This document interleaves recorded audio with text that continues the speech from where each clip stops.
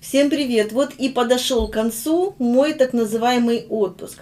Сегодня я хочу немножечко поговорить, наверное, о себе, о дальнейших планах и о праздниках. Вообще, что я планирую шить, что я планирую делать и так далее. Дело в том, что у меня не будет Нового года. Вернее, Новый год-то, конечно же, будет у всех, но у меня не будет ни гостей, ни наряда, ни стола новогоднего, ни шампанского. То есть у меня просто ничего не будет. Я буду встречать Новый год вдвоем с собакой.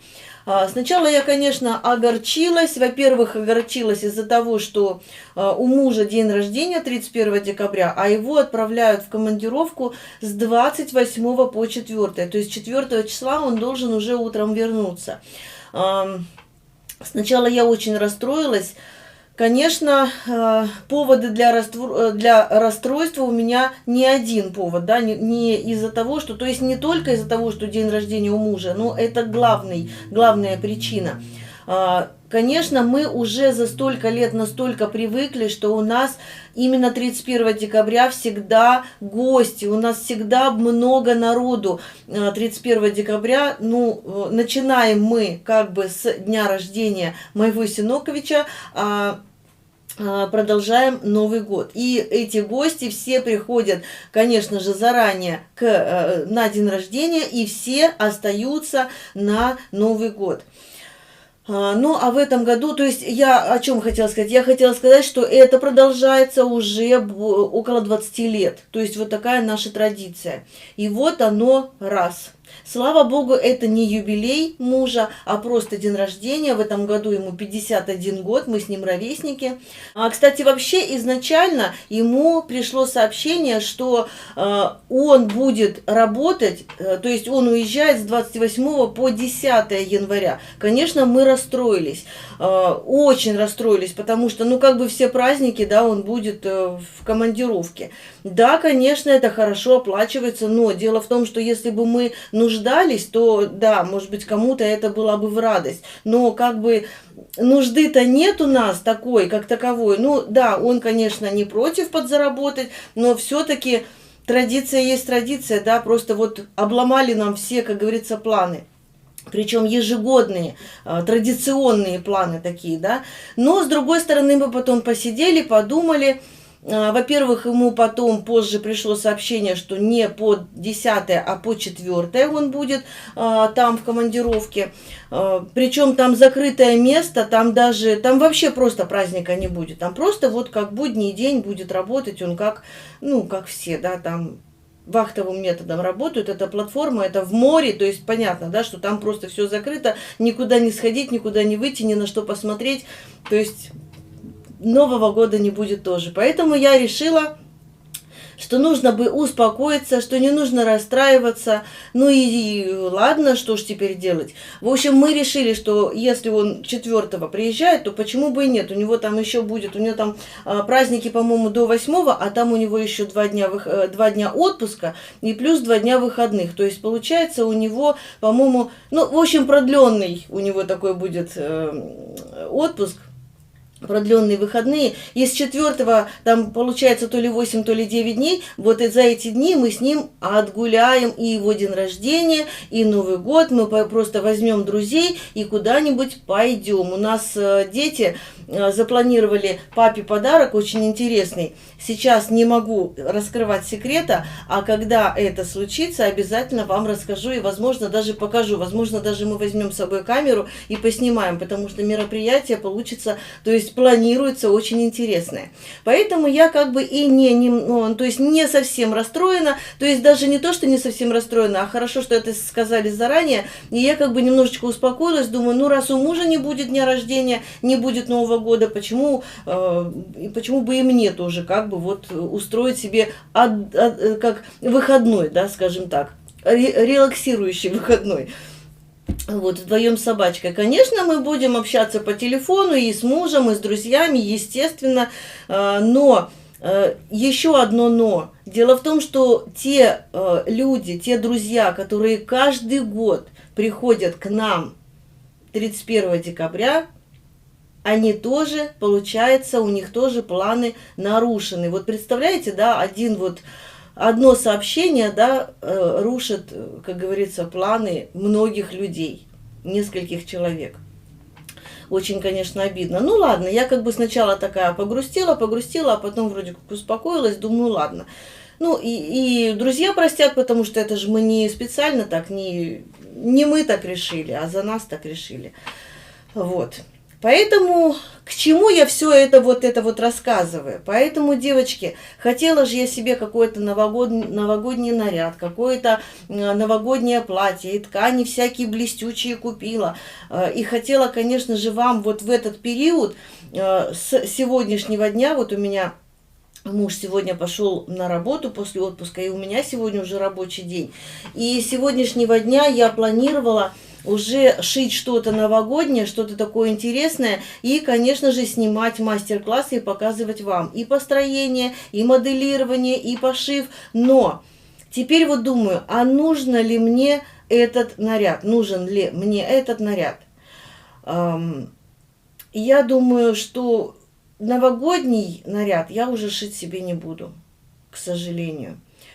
Дело в том, что я, конечно же, закупилась. Пока я была в отпуске, я просто шопилась на Валберес. И, конечно же, закупилась. У меня и ткани всякие разные, и новогодние, и нет. И бумага для построения, выкроек с нуля, и кальку я вот у меня здесь вот заканчивается. Вот новую я купила, да. И всякие такие штучки именно для Нового года, для наряда Нового года. Но, к сожалению, или не к сожалению, не знаю. В общем, именно нарядное платье шить я себе не буду. Наряд такой новогодний не буду шить. Но у меня есть задумка одна, интересная, на мой взгляд. Дело в том, что у меня в телеграм-канале давно уже ждут, еще до моего отпуска, прислали мне фото, ждут там цельнокроенный рукав, приталенное и по фигуре, по низу платье. Ну, я так пригляделась, поняла, что это платье пайетки на бархате, то есть ткань пайетки на бархате. Такую ткань, в общем, когда шьешь из такой ткани, пайетки нужно будет отпарывать именно по срезам, да, то есть прежде чем срезать это все нужно, то есть вы прорисовываете. Возможно, у вас есть такие ножницы, которые могут резать по пайеткам, по таким жестким, но я рекомендую все-таки прорисовывать мелочком аккуратненько на лицевой стороне, по этим мелочкам убирать, по этим нарисованным линиям убирать, отпарывать пайетки, и потом, возможно, вам нужно будет их пришивать вновь. Вот. Я такую ткань не люблю. Я люблю пайетки, я люблю все блестящее, но я не люблю заморочки. Поэтому есть такая ткань с пайетками, с мягкими пайетками. Они такие более мелкие, более мягкие. И по ним можно и шить, и, то есть и резать, и кроить, и шить по ним. Иголочка не ломается, все хорошо. Вот такие я люблю. Но, смотрите, еще хочу сказать о фасоне этого платья. Дело в том, что на мою фигуру сейчас такое платье не сядет. Вернее, оно сядет, конечно, но я буду выглядеть не очень интересно. Скажем так, вообще не интересно. Вверх, да, у меня есть, как говорится, на что посмотреть, а внизу у меня просто zero, 0, ничего нет. Вот, поэтому я могу показать построение такого платья, но я хочу сшить себе похожее платье, но не из такой ткани, не пайетки на бархате, а может быть там пайетки на масле у меня есть, или вообще без пайеток, просто ткань какую-то брать. В общем, я хочу, как я показывала комбинезон, я хочу, то есть этот комбинезон я еще покажу на себе обязательно. Я хочу, чтобы у меня была талия занижена, то есть вот так вот все это, цельный рукавчик, талия занижена чуть-чуть, и от талии, от заниженной талии, возможно, это будет ровно на талии. Нет, я думаю, что все-таки будет заниженная талия, и здесь либо с присборками будет вот такая юбочка, либо она будет прямая, но с присборками. Либо она будет вот здесь с присборками, а к низу она будет заужаться, как, знаете, как тюльпанчик. То есть вот так. То есть что-то мне нужно вот здесь, какие-то присборки, да, мне нужно увеличить немножко эту часть. Это я еще подумаю. Может быть, я сделаю платье длинное.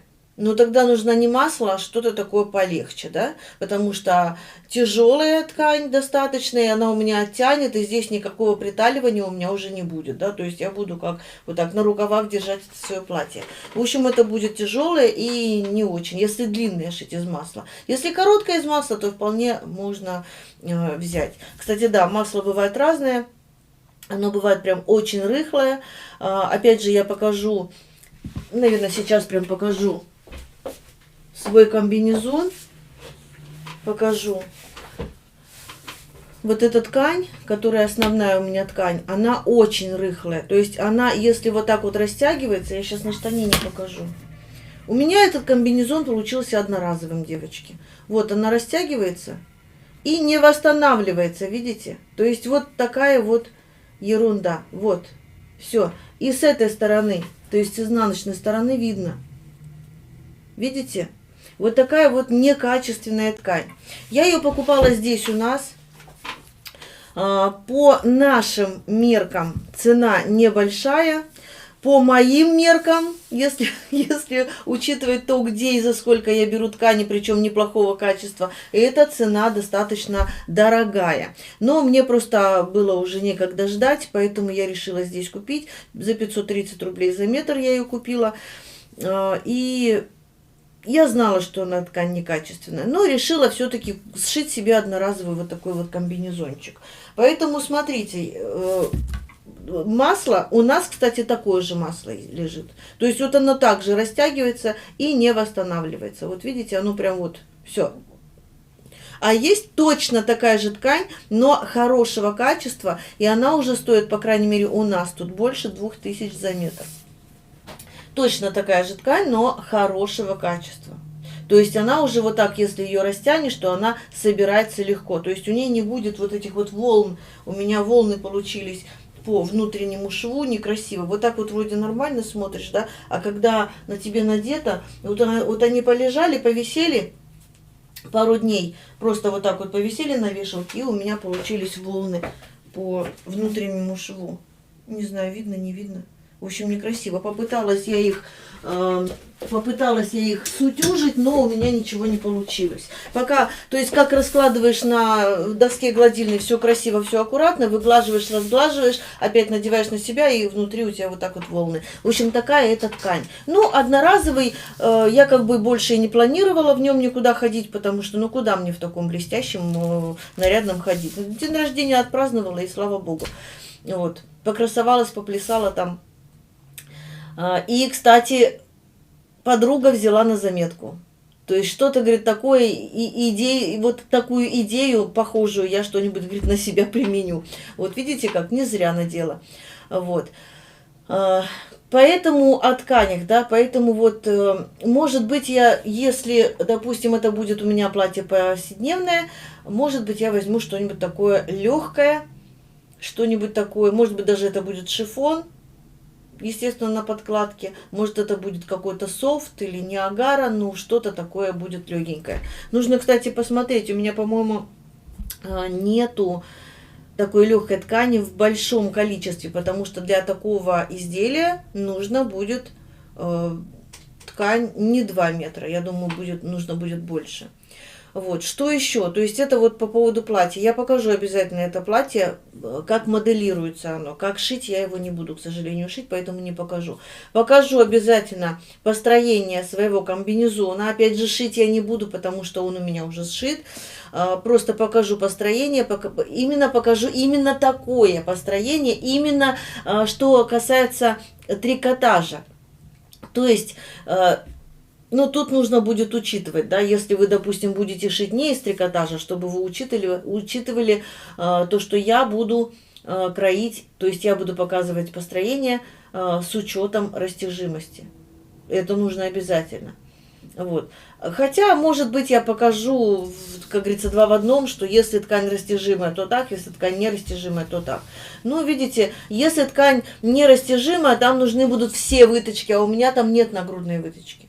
Нет совершенно. У меня там баланс сюда, все, нет нагрудной выточки. Но у меня есть там талиевые, то есть я хотела подчеркнуть именно талию. Хотя этого можно было не делать, если бы у меня талия была еще более заниженная и, допустим, под поясок. Можно было вообще на талии выточки не делать. То есть вот так вот прямое сделать, или немножечко вот так трапециевидное, если у вас бедра больше, чем грудь.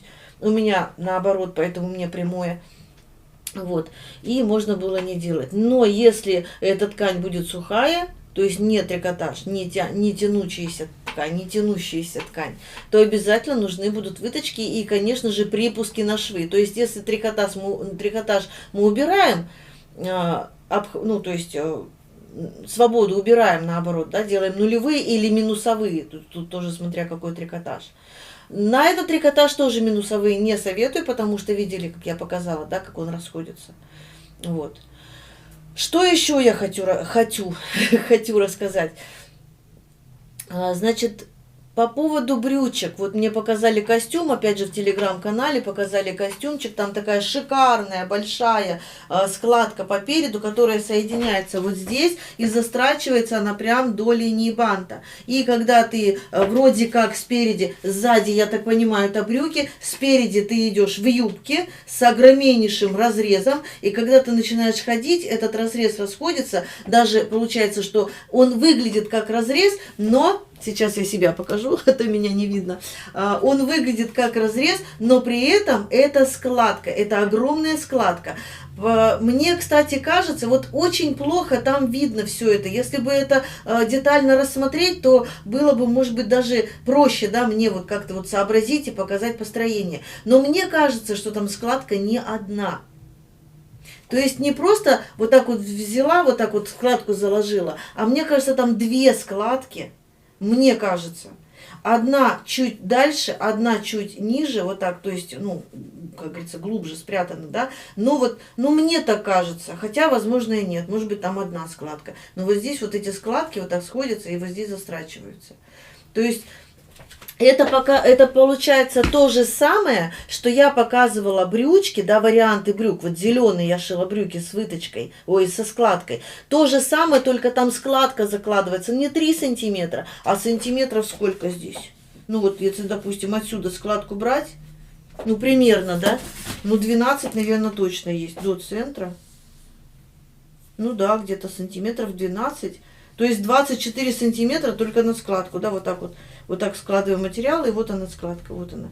Вот представьте себе, сколько нужно ткани. Так что насчет этих брючек, я думаю, что все-таки я думаю, что не нужно, то есть повторять то, что я уже показывала. Вы просто берете вот этот мастер-класс, где я шью зеленые брючки со складкой по переду, и делаете то же самое, только складку, на складку вы закладываете больше. Ну и, возможно, здесь тоже... Я так предполагаю, что в этих брючках сереньких либо молния здесь, либо молния сзади, потому что здесь навряд ли, здесь у нас сходится складка, навряд ли. Вот там, кстати, опять же, не показан, спинка не показана. Возможно, там тоже идет по спинке, может быть, от линии талии, то есть от боковой линии вот сюда. Может быть, там идут сборки, для того, чтобы мы могли легко надеть эти брючки, да? Вот. Может быть, там, опять же, сзади молния, либо сбоку молния. Вот так. То есть, как там застегивается, как там вообще это все устроено, там не видно. Там самое главное вот эта вот складка, которая расходится, то есть она выглядит как юбка по переду, и она расходится, когда вы ходите. Складочка там вот так вот ходит, расходится. Вы ходите, она расходится. Вот. То есть я думаю, что повторять смысла нет, там просто увеличить ширину складки, саму вот эту заложить. Вот. Что еще? По поводу комбинезона, там показали мне, опять же, в телеграм-канале комбинезон. Хочу такой комбинезон. Комбинезон, конечно, классный. И, возможно, если бы у меня была нормальная фигура, то я бы, возможно, и сшила бы себе такой комбинезон. Девушка сказала, что выкройка у нее есть, поэтому не нужно ей ни построение, ни моделирование, а ей вот хотелось бы именно сборку, да, посмотреть. Но, к сожалению, я такое снимать не буду, потому что на моей фигуре я буду выглядеть как как в робе. Не знаю, как это вот объяснить, что... Ну, в общем, не пойдет мне такой фасон комбинезона, он слишком прямой. Ну, я, наверное, буду выглядеть как мальчик, вот, как мальчик-подросток. Несмотря на то, что у меня, да, есть что показать. Вот, что еще? Ну, наверное, на сегодня все. Я хотела поговорить именно о том, что я планирую к Новому году, до Нового года. И я вроде как все сказала, что Нового года у меня не будет. Я покажу моделирование своего, то есть построение комбинезона и построение вот этого платья. Что еще? Ну и все. Пока у меня планов нет. Жду ваши предложения, скажем так. Может быть, и у меня какие-то идеи возникнут, может быть, нет. В общем, посмотрим. Я, кстати, хотела показать, похвастаться еще одно платье. Я шила для дочки. Она у меня его надела один раз. Здесь очень-очень-очень тоненький трикотаж, голограмма. Но он прям очень тоненький, но не светится. Посмотрите, какая красота, да? И дополнительно еще и эти стразики приклеены. Это все я делала сама. Здесь у нас открытое плечико. Вот так открытое плечико. Это перед. Так, сейчас рукавчик такой, коротенький, можно сказать. И самая фишка, это по переду. Так, вот так я сейчас покажу. Самая фишечка. Сейчас. Я тут его отгладила уже, чтобы не сильно помять. Я вот так его повешу. Самая фишка — это юбка, да? Не на что повесить. То есть здесь у нас идет разрезик. Сзади у нас просто юбка-карандаш. Так, не получается показать. Просто юбка-карандаш. Ничего особенного. Прямая к низу. А спереди юбка делится на две части. И вот здесь, смотрите, вот здесь вот на одной ножке получается разрезик. И этот разрезик, вот здесь идет шов. Вот эта часть я раздвигала вот так, разрезала вот так деталь. И потом ткань собирала вот здесь вот складочки такие. В общем, давайте так. Сегодня я уже заканчиваю. Я поговорила о планах. Если у вас какие-то есть предложения, жду в телеграм-канале. Ссылочку обязательно оставлю под этим видео. Не забывайте, что в телеграм-канале немного больше информации, чем на других площадках. И в телеграм-канале я даю ссылки и на YouTube, и на Дзен, и на Рутюб. То есть у меня на 3 площадках мои видео. Если вы еще не подписаны, подписывайтесь, потому что YouTube не везде хорошо грузит. Вот, поэтому я думаю, что возможно вам будет удобнее на Рутюб или на Дзене. То есть на сегодня я заканчиваю. Сейчас я начну съемки построения комбинезона. Конечно же, покажу его на себе. Дождитесь и стройте, шейте вместе со мной. На сегодня всем пока. До новых встреч!